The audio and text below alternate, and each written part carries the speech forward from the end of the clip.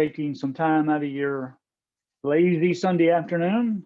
Maybe for some of you it's not so lazy, but taking your napping time and being here with us.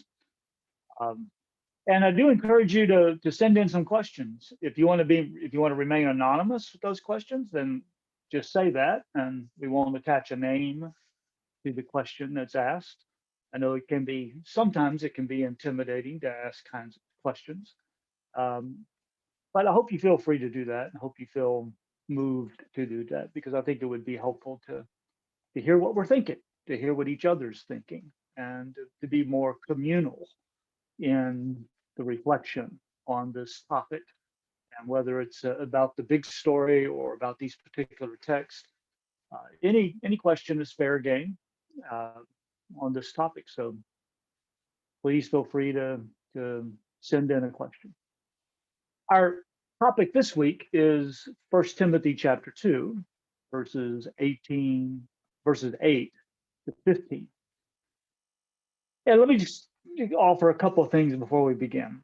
First of all, I call this in my book the firewall. This was my firewall. No matter what I studied, no matter what I read, no matter what I heard, no matter how many conversations I had, there was something about this text that functioned like a guardrail for me. It functioned as a firewall that nothing can get past this text. I mean, this text says what it says, period. And I couldn't let anything chip away at it, because I wanted to be faithful to what God said, right? I wanted to be faithful to the word of God. And I hold this as a word from God. So I wanted to remain faithful to that. So it always functioned as my firewall. And in fact, it functioned as kind of the operative principle that a woman may not teach or have authority over a man. And if that's my operative principle, then that's the principle I apply to every situation, and what I make distinctions with. And I want to be obedient to that principle. And so it was always the kind of commitment that prevented movement, because of the way I understood that text. And that remained true for me for many years. It wasn't until in the 2000s that I began to wonder, well, am I going to read this text in the light of the whole Bible, or am I going to read the whole Bible in the light of this text? And I think what Mike did for us that first week is to say, look, here's the big picture. Do we come to this one Bible verse, this one sentence in Paul, and say, okay, now Paul has told us something that now we need to use as a lens to read the whole Bible with?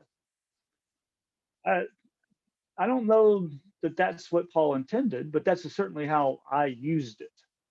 And I did that for many, many years. One of the things that created some dissonance with me in terms of this text is an event in mid-1990s when my daughter was 8 years old.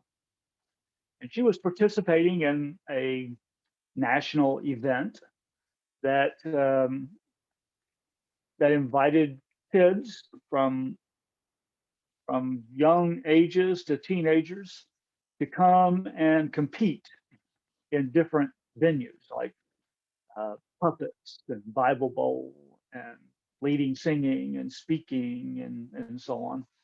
And my daughter, 8 years old, Rachel, she wrote her own speech. And of course, I helped her with it, and she delivered it well. And she at home, and I heard it many times at home. And then we went to the event. And we went to the event, and we went to the room where she was going to give her speech before the judges. And I was going in the room, and I was blocked from going in the room. And I said, well, I can't. This is the first time I'd ever been to one of these events. I can't go in. I can't hear my own daughter give her speech. And their response was, 1 Timothy 2:12 does not allow it.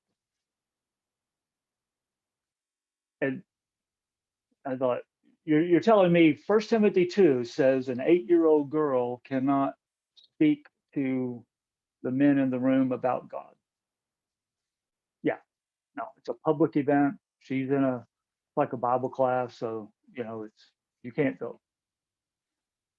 I never went back to that event again. My daughters went back, did puppets and different things, but I never went back again. And it really created, I wouldn't say that's the first time I had that feeling, um, but it created a kind of an idea in me or a thought in me that said, you think Paul had that in mind? Is that what Paul was talking about? We're going to prevent 8-year-old girls from talking about God to older men. Hmm. And ultimately, I came to the conclusion, no, I don't think that's what Paul has in mind. So let me share my screen and let's, well, what's going on here?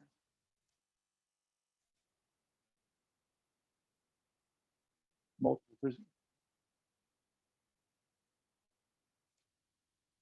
well, oh, there we go.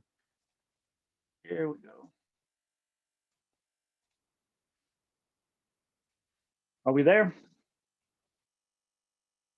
We can see the We're screen. there. Yep, we can see it. May women teach men?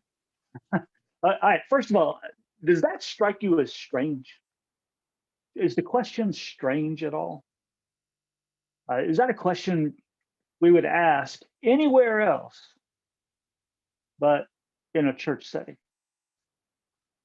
I mean, we have women teaching men in universities and research institutions. We have women teaching men in seminars and webinars, and we have women teaching men in political and health institutions and contexts. We have women who are experts in areas where they lead seminars for men. Um, we have women are teaching their families all the time, including their husbands, and just teaching everybody in life by word and deed. We have hymns that were written by women. We have women who sing hymns that teach each other and teach us. We have women who teach through the writing of books and videos. And is it it's kind of strange, isn't it, that women are teaching in so many different areas, and the only area in which women cannot teach or are not allowed to teach is in church, particularly in the assembly, sometimes in Bible classes, sometimes in small groups. And there's only one text, hear this, there's only one text in the Bible in which you could get that idea that women cannot teach men. There's only one. And we've seen already that women prophesy and women are engaged in all kinds of activities and co-ministry with Paul. But the idea that they cannot teach men is rooted in just a single text. And not only in terms of a single text, but a restricted context as well. That we only say this about church. We only say this about Sunday morning, or we only say this about Bible classes, or we only say this about small groups. And then there are differences of opinion about that. Well, he's not talking about small groups. He's only talking about the public assembly, or he's only talking about preaching, or he's only talking about when an elder speaks. And so there's this wide open area where women are invited and encouraged to teach, except, at least, except in one spot behind a pulpit on Sunday morning. Is that what Paul is interested in? Excluding women from the pulpit on Sunday morning? Is that really what Paul has in mind here? Well, it's the way it's been used, to be sure. Now, part of that text is that it prohibits a woman not only to teach, but to have authority over a man. So, what does it mean to have authority or to exercise authority? What does that mean? And for many years in my own thinking and teaching, that was my operative principle. The operative principle is not so much about the teach, but about having authority. So I thought that Paul was prohibiting any situation in which men or which women have authority over men, which means any kind of leadership, not only speaking, but any kind of leadership that reflected authority or that ushered in an authority of some sort, which meant women can't make announcements because they're standing up in front of the assembly. They can't even pass communion trays because they're standing up in front of the assembly. They can pass them sitting down, but not standing up, because standing up reflects kind of a leadership reality. We can see them, they're visible. We invest some kind of authority in. Think about where that authority might come from, though. It might come from perception, cultural perception. It might come from kind of a boundary marker that says we don't want anything that looks like authority, or it might come from some kind of clericalism. That anybody who stands up in an assembly or anybody who's in front of an assembly. But also think, would that have been a problem in Ephesus or Corinth when you're meeting in homes and you don't have this kind of basilica arrangement where you have a stage down at the front and the basilica has the stage at the front, which comes from Roman government, right? Where you have a seat of authority. In other words, we created this authority context by the way in which we assemble. But I don't think that was what was happening in home churches, house churches. It's been more of the development of authority structures over the history of the church. And so this principle of having authority or exercising authority, that's why women can't lead prayers. Because when they lead a prayer, they're exercising authority over the man. They can't lead a small group, or they can't teach in a Bible class. They can't host a Bible class because they would have authority over those present. They can't, and I'm just telling you how this was used in my story and in the history that I know.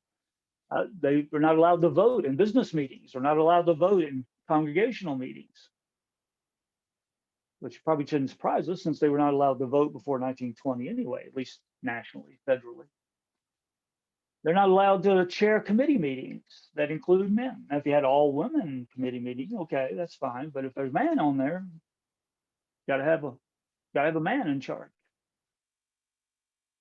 Or I know a church just this past year who said there was a women's ministry group that decided to do a particular ministry, but that ministry was going to be in public, and so they had to have a man over it. It's a public ministry, it has to have a man over it. That was a church here in my region, which I know personally. Or can a preteen girl speak to a room of men, women, and children about God? I just think how difficult it is to take that principle and say, okay, it applies here, it applies here, it applies here. It doesn't apply there. It doesn't mean that. No, go over here. It means this. No. And you get into all these kind of distinctions and discernment and applications. And it's hard to know, okay, how far do we go with this? Do we remove female teachers from children's classes where you have a baptized male? That was the general habit of churches I knew growing up and in my early years. Some still. As soon as that male is baptized, you can't have a woman teaching him.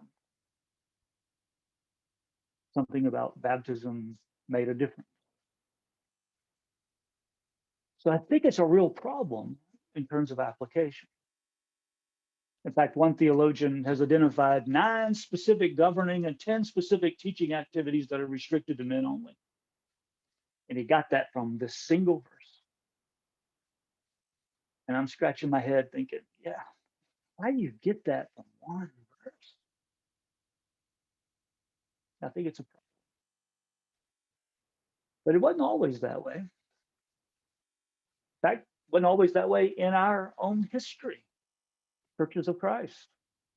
A common application today, or maybe in the last 70 years, common application has been women may not teach men in the public assembly, Bible classes, or small groups.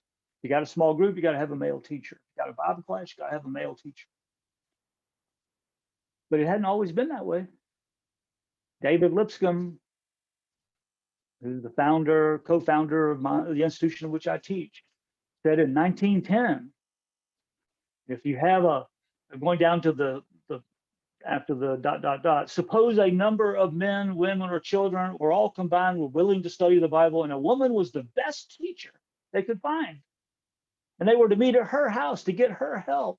And she was to teach them in studying the Bible. Suppose it were more convenient to meet at the meeting house and study the Bible at an hour not used for the regular meeting, which is the public assembly where everybody is gathered. Would that be sin?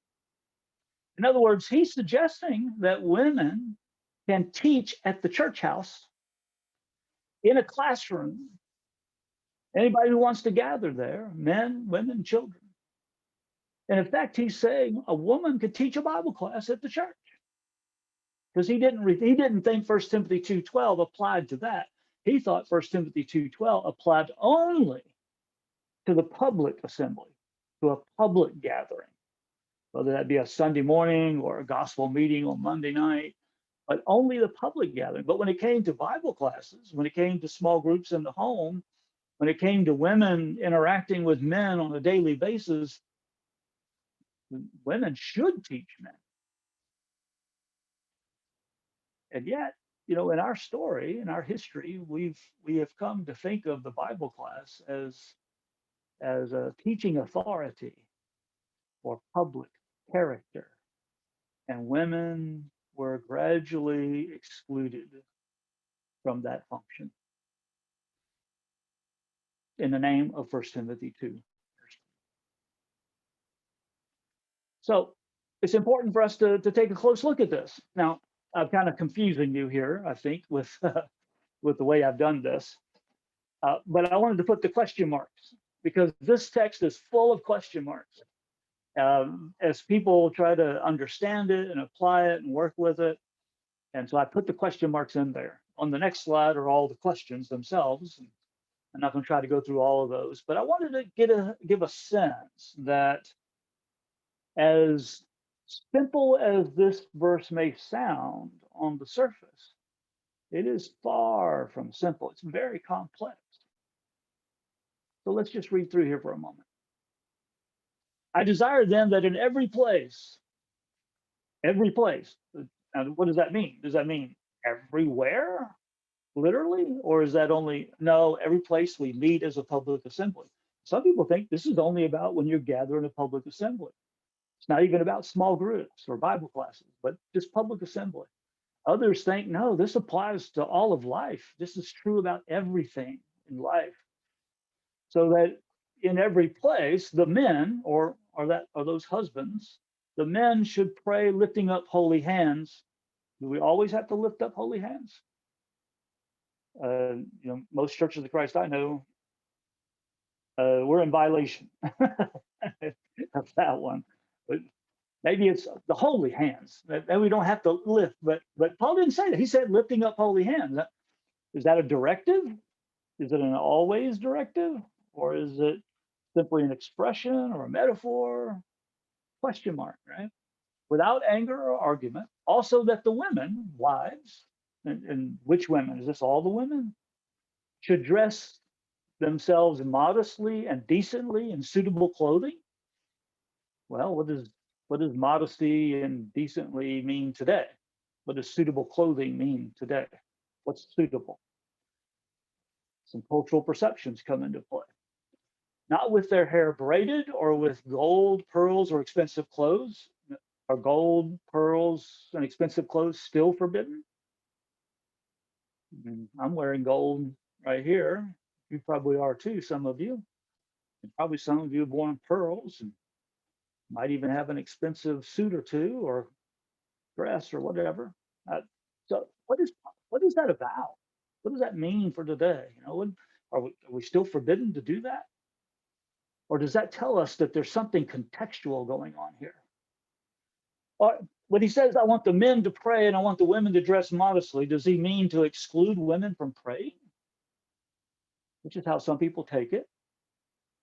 Well, what about the reverse question? Does he mean to exclude men from dressing suitably or dressing modestly? Is it the women who have to dress modestly, but the men can dress flamboyantly, ostentatiously? No.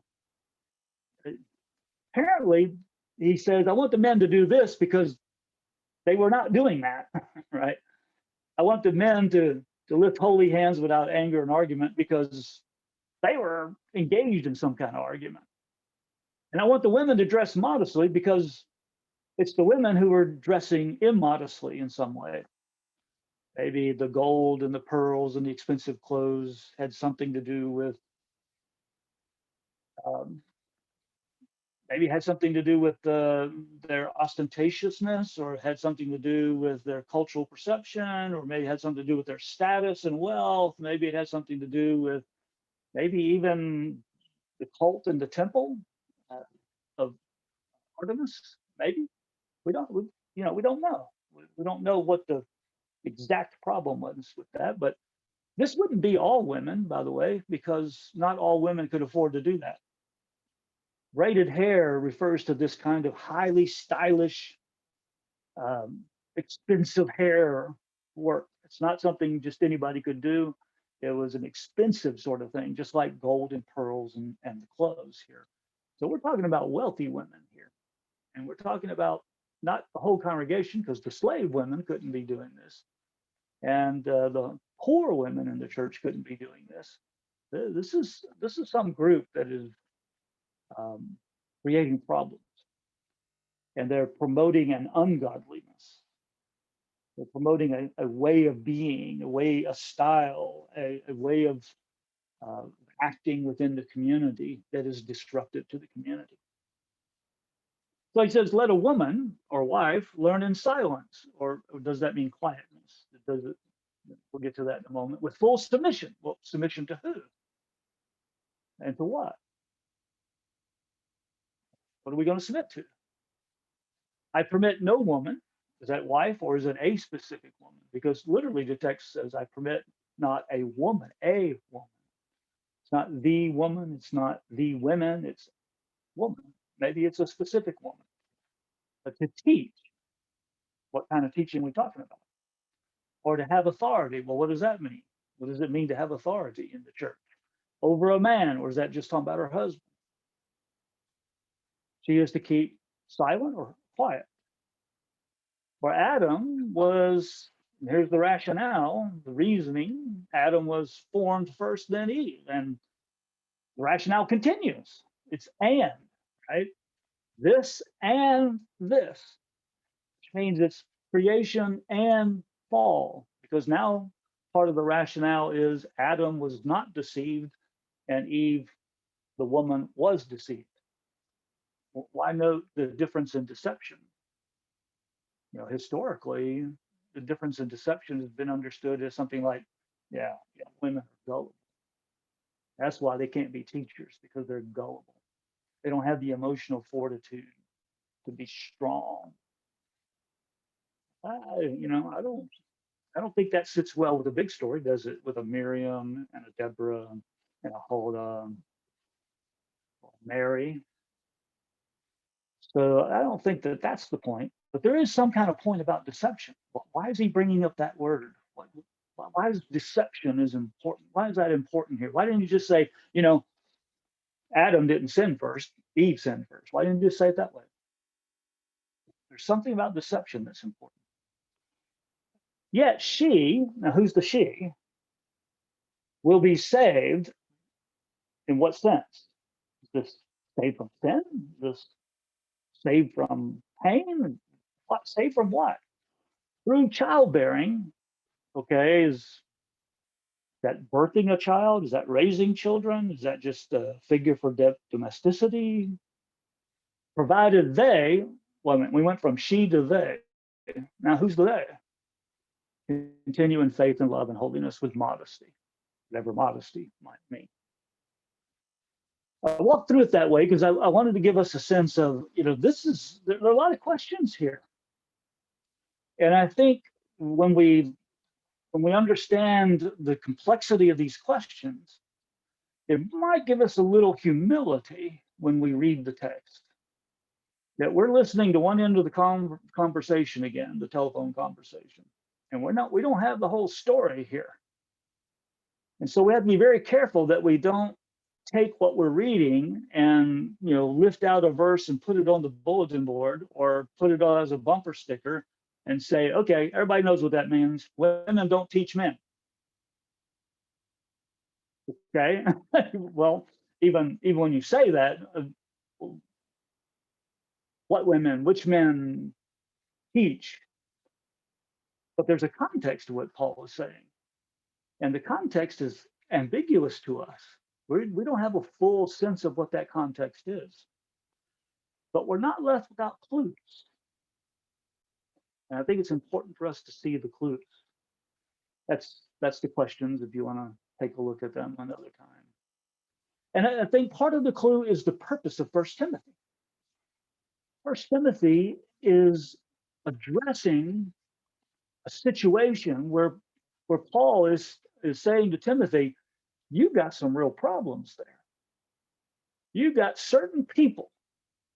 And when he uses that phrase, certain people, in 1 Timothy 1, verse 3, the word people there is not based on a noun, it's based upon a little word that is a kind of a neuter, and it refers to men and women. He didn't say, now we got certain men. Some of your translations may say it that way, but that's not what the text says. It says certain people, certain individuals, certain ones is the way a lot of times it would be translated in a literal way. Certain ones, including men and women, instruct certain people not to teach any different doctrine. So just by that verse, we have people teaching different doctrines, right? And not to occupy themselves with myths and endless genealogies. Instead, you, Timothy, have to fight the good fight. And it's interesting that he uses the same phraseology at the end of the letter when he's kind of summarizing, okay, here's what I told you. It's kind of like what I used to be told was a good sermon, right? You tell them what you're going to tell them, and then you tell them, and then you tell them what you told them, right? And the letter does that. It basically says, hey, I'm going to talk about these people who are teaching different doctrines. And then you get to the end of it and it says, I told you about these people who are teaching different doctrines. And at the beginning he says, fight the good fight. At the end, he says, fight the good fight. So it really contextualizes the whole letter as about different doctrines or false teaching or ungodliness is the word that will be used. Paul is concerned about reorienting the church toward godliness. And he's talking to Timothy. He says, Timothy, we got to get this church back on track. We got to get godliness back as the main agenda. And that means we got to deal with these people who are creating problems. And so then he says, we're going to fight the good fight. And we're going to need prayer. We're going to have to pray about this thing. And we need people involved in that. And there's more to it, of course, than just prayer, but that's how he begins. Therefore, I urge prayer. Notice how the therefore is dependent upon the context in front of it. Fight the good fight. Therefore, pray. And then he says, and this is an overlooked little word when we want to hear the context of verses 8 to 15. Therefore. Therefore, because of what? Because we're fighting the good fight. Because we're engaged in this struggle to reorient the church toward godliness rather than pursuing the ungodliness.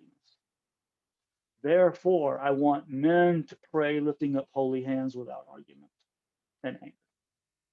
And therefore, I want women to dress modestly, and I want them to live modestly, and I want them to engage in activities of quiet demeanor and good works. And I don't want women teaching men and having authority. So how does that fit in to the context? What is it about the context that is disturbed? What is disturbing the church? Men who are arguing, okay. Women who are dressing in certain ways and promoting ungodliness rather than godliness. I think that we do see that because we have this group of women in 1 Timothy 5 who are very similar to this group that Paul's talking about in Timothy 2. I'll leave the chart for you. You can look up those verses at another time. But basically, there's some strong continuity between these widows, the younger widows in particular, who are seeking wealth, seeking husbands even, or seeking status. They're not involved in good works. They are going around saying things. It's not just that they are gossiping. A lot of your translations are going to talk about gossiping, but actually that word is more about myths and fables. Myths and fables, about nonsense, talking nonsense. They're going around spreading myths. They're spreading misinformation. They're practicing, in terms of even their clothing, they're practicing ways that orient the church to ungodliness rather than godliness. And I think that's the context we need to hear 1 Timothy 2 in.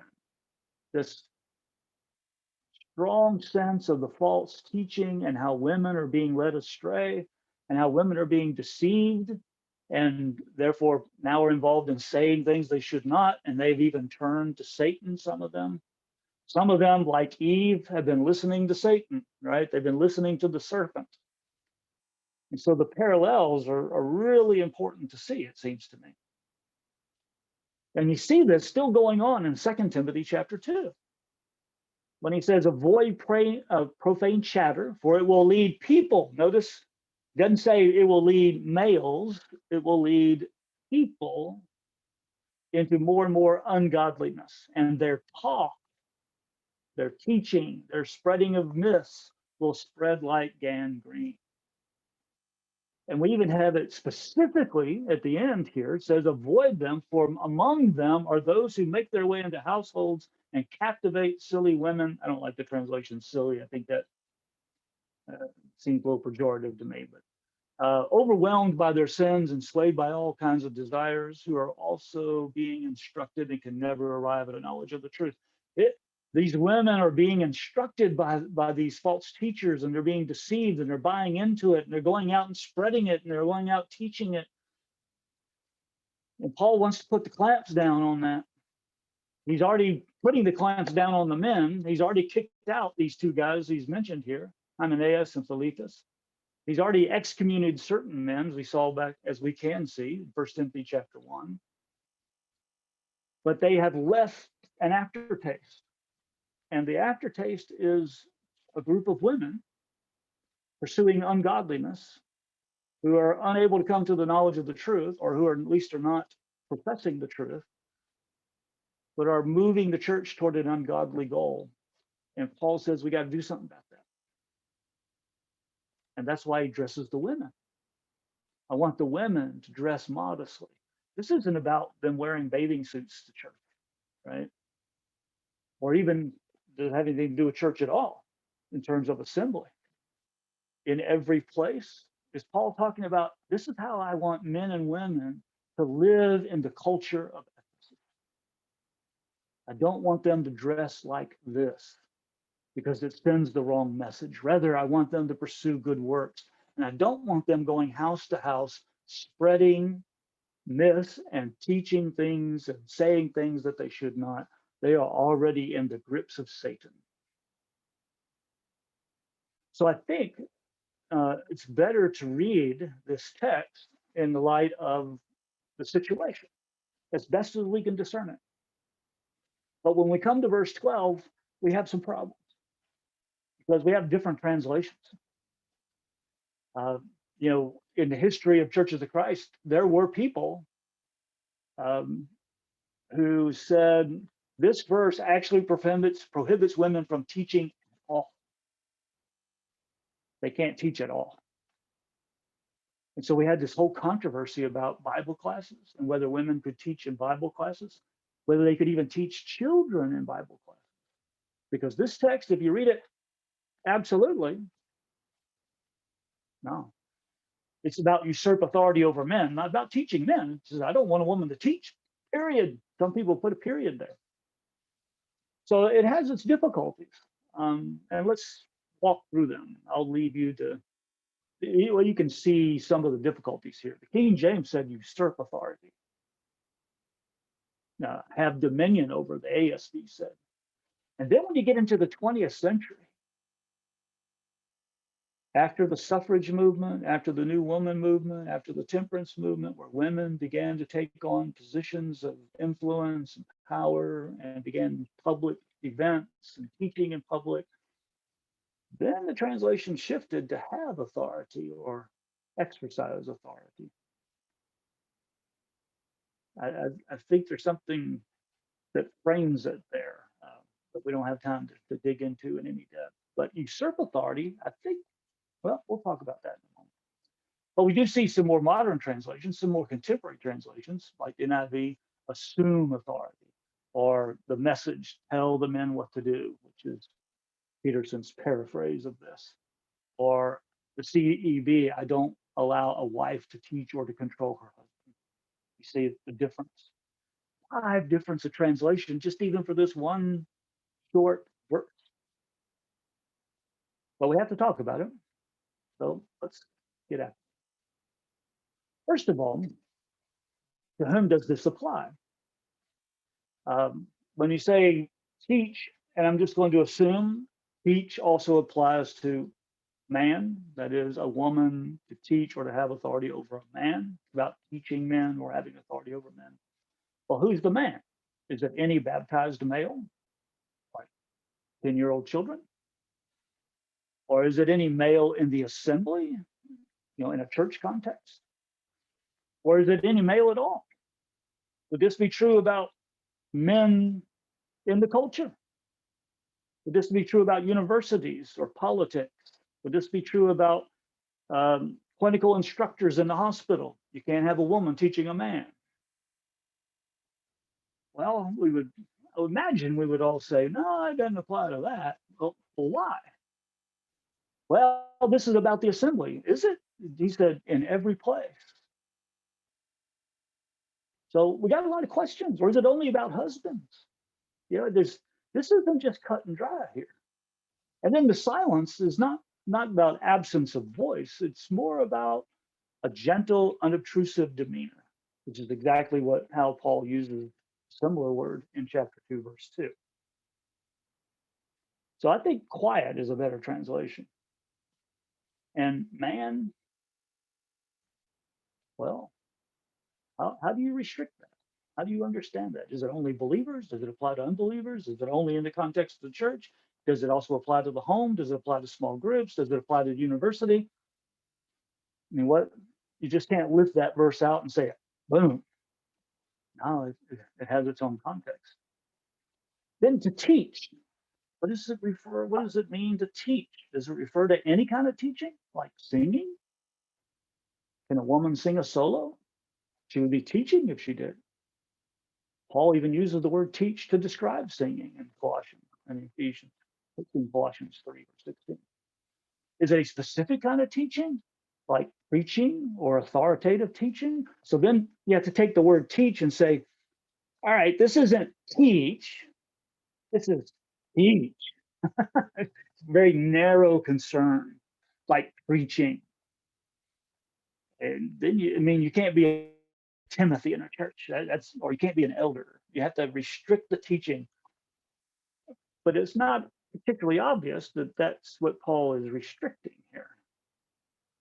Or it could be the style of teaching or the content of teaching. I don't want these women who are dressing the way they are, and maybe even a specific woman who is a ringleader. I don't want a woman teaching because they don't know what they're teaching. They're teaching something other than the truth. And I want them to have authority. And here, have authority may actually tell us something about the kind of teaching we're talking about, the sort of teaching, that has authority. But that brings us to the big question of what that word means. What does it mean for a woman to have authority over a man? Does this refer to the exercise of legitimate authority, like elders in the community? If it does, Paul never uses this word to describe elders. He uses other words. Never this one. I think that's kind of strange. If Paul really wants us to think, I really don't want a woman to be an elder, and I don't really want a woman to be a preacher. So I'm going to use this word for authority, which he never uses anywhere else. In fact, it never occurs in the New Testament anywhere else. And he has other words that he uses to describe those sorts of things. Wow. Really? I think that's a problem. In fact, I think that maybe the other option is a better one here when we look at this word. That this word refers to a kind of an abusive, overpowering, domineering, self-assertive. In fact, the very beginning of the word with the AU is kind of self. It's something self-oriented. In other words, it's the assumption of authority, usurping of authority. It's a style or a behavior, or it's actually even the content when it comes to teach. So I think Paul wants to stop some women from saying what they shouldn't because they have been ensnared by Satan. And we don't want them pressing their agendas. We don't want them assuming authority that doesn't, that it is calculated toward the false. And, this word is so important. And, it's unfortunate, but I think how you interpret this text is dependent upon, in many ways, this word. Not totally. But if you give a positive meaning to this word, you are doing something that didn't happen with the use of this word until the 4th century AD. It's a rare word. And yet, in its rarity, whether in the noun form or the verb form, it gives you the impression of a mastery, of a control.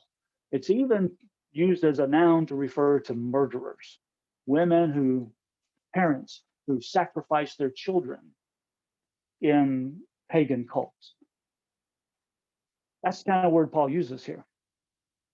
It's a word that appears in pagan and mythological contexts, like Ptolemy here, where has gained mastery of Mercury and the moon and makes people lovers of the body. That is, it controls them. Or when you want to find out what a word means, you go to a lexicon, right? You go to the dictionary. Well, a dictionary in the 2nd century defined this word like this: to have independent jurisdiction or self-determination, to act on one's own. What I take this to mean, and again, I can't be absolutely certain, but it seems to me the evidence really leans this way, that the authority named in 1 Timothy 2 is a self-assertive, abusive, overpowering influence. It does not have a positive meaning. In other words, King James got it right. Usurp authority. And so it means to assume authority in an autonomous, controlling manner, rather than in the context of mutual submission. So what were the women to submit to? They mean to learn and submit. Well, they submit, doesn't say who they submit to. I think it means submit to the truth. Submit to the mystery of godliness, which Paul names in 1 Timothy 3, verse 16. Submit to the teaching of Timothy. Submit to the truth. They need to learn. And so the kind of authority here is, Paul is not prohibiting women from having legitimate authority. He's prohibiting them from teaching and having a kind of authority that is abusive and overwhelming and domineering. Why does he do that? What does he back it up with? And this is the part of the struggle. This is my own struggle. For years, I heard these verses in a certain way, and it seemed unget-aroundable to me. But then I began to think about this, and some dissonance gave me some room to say, well, wait a minute, let's take a look at this. Maybe I shouldn't be reading it in this framework. Maybe I should read it in another framework. Maybe I should read it in the framework of the story of the Bible rather than in the framework of what I think is going on. Because I used to think, okay, what Paul's doing in man is the head of woman, and that's what Paul's doing here. But Paul doesn't say that here. Paul doesn't say man is the head of woman here. I mean, that would have been a nice thing for him to say. I don't want women teaching because men are the head of women and they don't do that in the church. But that's not what he said. He said Adam was first formed, then Eve, and the and is really important because it says there's something about creation and there's something about the fall that is important too. And yet there's a salvation involved. So we have this story of creation, fall, and redemption. And I think that's what Paul is doing. So what does it mean then, that rationale? Well, some suggest, and I certainly did for many years, think, okay, Paul's invoking the hierarchy. He's grounding the fact that women cannot teach or have authority. And again, we have to think about what kind of authority is he really prohibiting. But let's just assume, the traditional understanding here. How does he have that prohibition? And most, when I'm going to say, I don't want to say most, I'm going to say the traditional position is that Paul grounds his instruction in the primogenitor status of Adam. He was created first.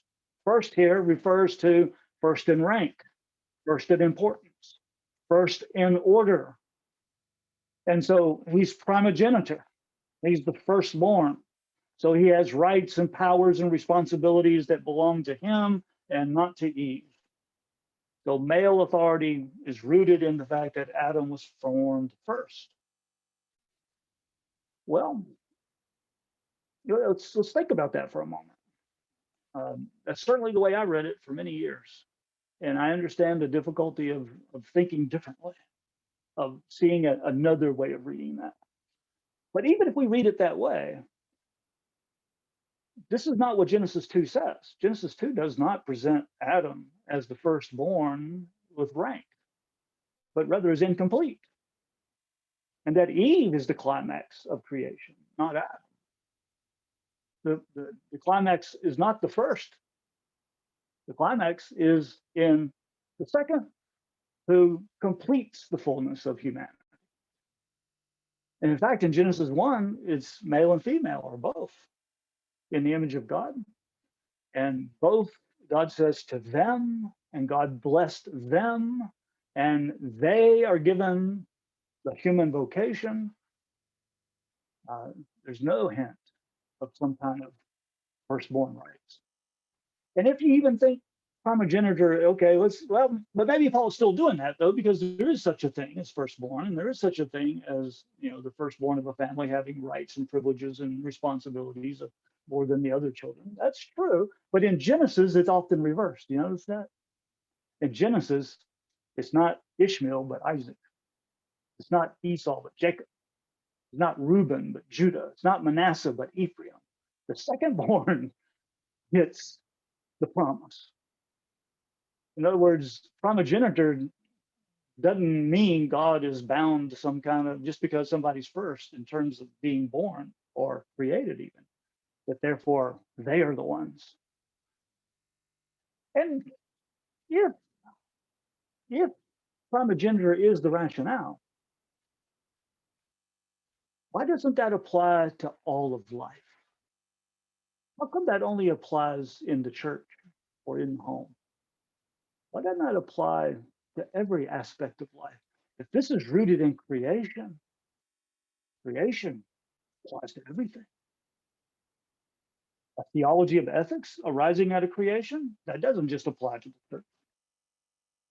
A creation ethical principle should apply to everything.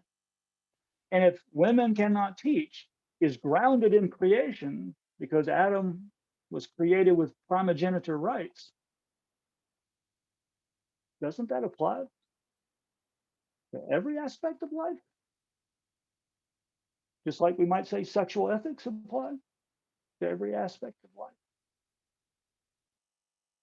And if we're really going to press primogeniture, then we're going to have to also face the reality that in Israel, that was double honor. It wasn't just more responsibility, it was double honor and double inheritance. Are men going to receive a double inheritance in the kingdom of God over women? I think when you think of this as primogeniture, it gives you more than you want and puts it terribly out of sync with the rest of the story. So what is Paul's rationale? And I know I'm running out of time. That may go a few minutes over, so I appreciate your patience. And of course, you can just opt out anytime you like, which means I may go to 3. I don't know. Seriously, just a few more minutes. So what is Paul's rationale if it's not primogeniture? Maybe it's Paul's telling the narrative story. He's telling a story. He's learning from the story of Adam being formed first, then Eve. And Adam was not deceived, but the woman was and became a transgressor. Maybe the first then is not so much about chronology in the sense of rank, but maybe it's about just sequencing. Yeah, this happened first, then this. And then Adam was not deceived, but Eve was. And you have to remember, Eve is only mentioned 2 times in the New Testament by name. Once here and once in 2 Corinthians, where she is a typology of deceived people, both men and women. See, Eve's deception isn't just about the fragility of women or some kind of point about the emotional instability of women, the susceptibility of women. Paul says men can be just as deceived as Eve was, and that's found in 2 Corinthians. When Paul uses the word Eve, he is drawing on this deception that the serpent deceived Eve. Why then? I think this is the fact that Paul uses the word deceived twice. Why does he say Adam was not deceived? He could have said Adam didn't sin, but that wouldn't be true. He could have said, Adam was not the first to sin. Instead, he says Adam was not deceived. That doesn't really say a lot of good things about Adam, actually, because Adam then sinned with his eyes wide open. He wasn't deceived. He just chose Eve over God, or he chose the fruit over God, or he chose the goal that the fruit purportedly offered over God. This doesn't sound good for Adam. In fact, I think I'd rather be Eve in this situation. At least I'm deceived, but Adam was not. But why tell this story? Because there are deceived women in that church who are creating this disturbance and promoting an ungodliness and going around and spreading myths. And Paul is saying we don't want a replay of what happened to Eve and what happened to the world. We don't want that replayed in the church. And I think this makes much more sense, at least to me it does, because what it is, you can actually read the narrative. You don't have to imply primogeniture and then figure out what primogeniture means and how it applies and doesn't apply, what part of primogeniture applies, what part doesn't apply. You just read the story. You just read the Bible. Because what Paul is doing here is he's telling the story. And if we intersect it, which is a common You know, in Jewish reading of the Bible, they had something called midrash, in which they would pull together strings from the story and tell it in a certain way. And I think Paul is giving us a kind of telescoped narration, and he is expecting that Timothy knows the story, knows Genesis 2 and 3, and that Timothy can intersect the story because he knows the scriptures. Timothy does. Adam was first formed. Yeah, he was formed from the ground, and the woman was formed from the man. Adam was not deceived. No, he knew the command of God. But Genesis 3:17 says, but he listened to Eve. That's really important. Eve was deceived, and the serpent tricked Eve, but Adam listened to Eve. What's the problem in Ephesus? We got some men listening to these women. That's what happened to Eve. Paul says, we don't want to be Eve. We don't really want to be Adam either. We want to redeem this situation. We need to fix this disruption. And to do that, I want the men to pray without anger, lifting holy hands. And I want the women to dress modestly, and don't let them teach because they don't know the truth. They're deceived. And when we're deceived, we become transgressors. But there's hope. There's hope. He will be saved. Huge discussion about this. I mean, who really knows what all this means? Which is part of Paul's rationale, though. And if we're not sure what Paul's rationale is, it's hard to make an application of the verse itself. But I think it means she, that is Eve, will be saved through childbearing, which goes back to Genesis 3:15, the seed. If they, who's the they? I think the they are the women, problem women, the disruptive women. That these women, there's still hope for these women. We're not throwing them out of the church. We're going to instruct them. And when they learn, if they continue in faith and love and holiness with modesty, they will be saved too. Now, there are other ways of reading that, but I think the narration makes a lot of sense. So what is the point? Paul is responding to a situation in Ephesus where women had been deceived by false teachers, and these women were promoting ungodliness through their dress, actions, and works. And though Paul had already dealt with many, if not all, of the leading male false teachers, he's excommunicated some, he's already turned some over to Satan, their influence was still present among some women, not all of the women. Just these women who are dressing the way they're dressing, right? And spreading the myths. So these deceived women were going about saying what they shouldn't be saying. And these are the women that need to be taught and learn. And when they learn, then they could teach. But until they learned, no, we don't want them teaching. We don't want them asserting themselves in the congregation, asserting themselves even in the public sphere or the community at large. We don't want them dressing the way they're dressing and going around the marketplace and purporting to be ministers of the gospel or purporting to be Christian believers. We need to shut this down because we don't want that to be our message. But if they learn, they should teach. This is a really, I think, important point too that we lose sight of. And we lose sight of it because of our translations. Most translations say something like the ESV there. That what you have heard from me in the presence of many witnesses, entrust to faithful men. And when you read that in English, you say, well, you know, in my church, only men teach. So, you know, only men, he wants only the males to do this. But that's not what he says. And the NIV 2011 gets it right. Reliable people. Because the word here is not man, like in 1 Timothy 2a or 12. It's anthropos, people, humans, which includes women. You commit this to faithful women as well as faithful men. And they can teach.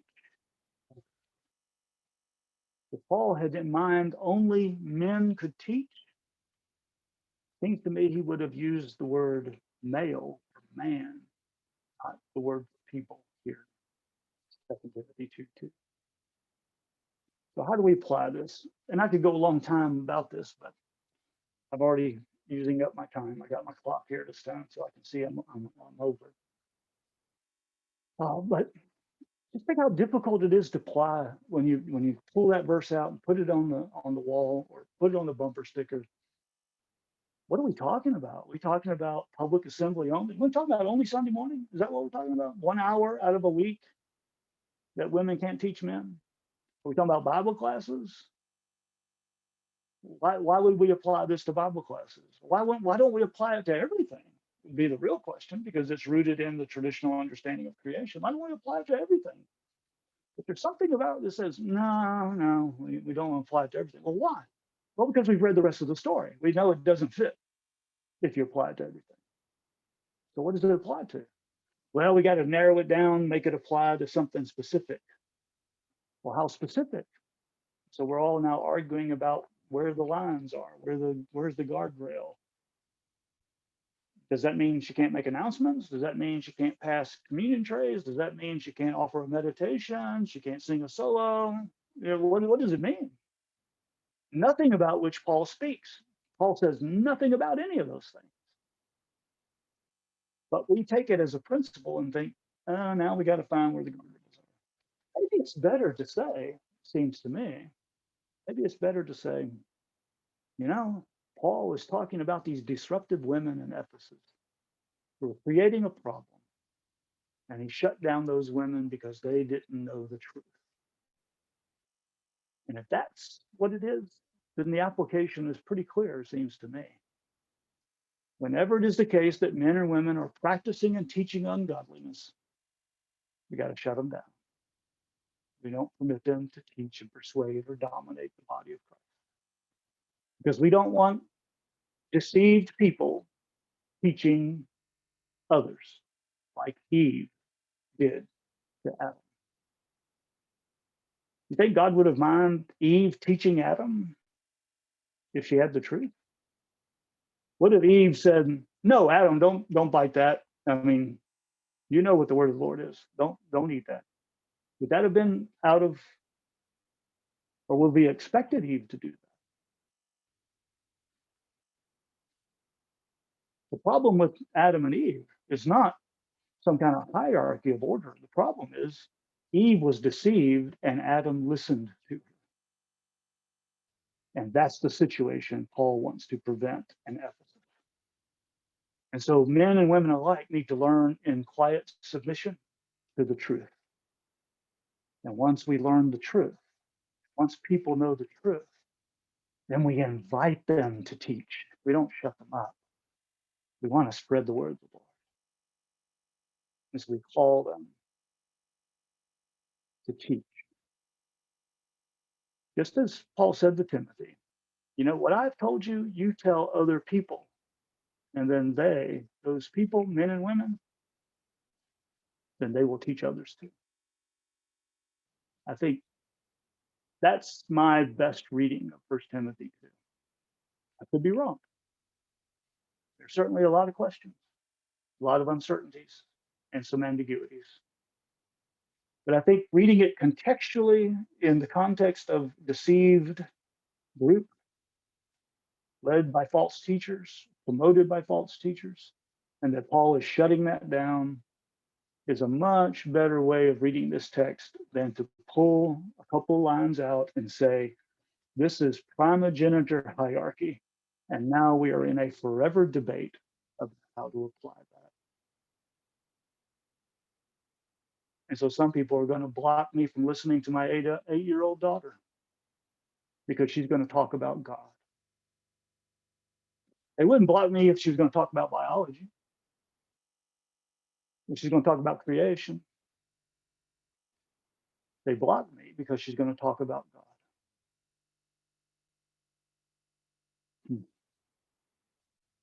Just in my gut, I'm being formed by the story of God. Something in my gut that says, that ain't. And I read this text differently because, one, of the whole story of God, and because also I've seen how it has been applied in ways that use and subvert and discourage my little girl who was hurt because her daddy couldn't listen to her.